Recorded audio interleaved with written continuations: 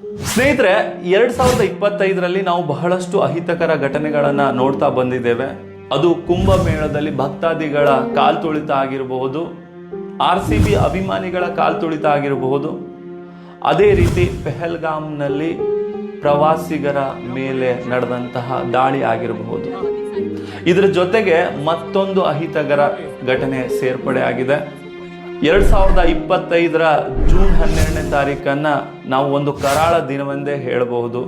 ಯಾಕೆ ಅಂತಂದ್ರೆ ಅಹಮದಾಬಾದ್ನಿಂದ ಲಂಡನ್ಗೆ ಪ್ರಯಾಣ ಮಾಡ್ತಾ ಇದ್ದಂತಹ ಏರ್ ಇಂಡಿಯಾ ವಿಮಾನ ದುರಂತಕ್ಕೀಡಾಗಿ ಗುಜರಾತ್ನ ಮಾಜಿ ಮುಖ್ಯಮಂತ್ರಿಗಳಾದ ವಿಜಯ್ ರೂಪಾನಿ ಅವರು ಸೇರಿದಂತೆ 200ಕ್ಕೂ ಹೆಚ್ಚಿನ ಸಂಖ್ಯೆಯಲ್ಲಿ ಪ್ರಯಾಣಿಕರು ಸಾವನ್ನಪ್ಪಿದ್ದಾರೆ. ಈ ದಿನ ನಾವು ನೀವೆಲ್ಲ ಸೇರಿಕೊಂಡು ಯಾರೆಲ್ಲ ಸಾವನ್ನಪ್ಪಿದ್ದಾರೆ ಅವರಿಗೆಲ್ಲ ಶ್ರದ್ಧಾಂಜಲಿ ಸಲ್ಲಿಸೋಣ. ಧನ್ಯವಾದಗಳು.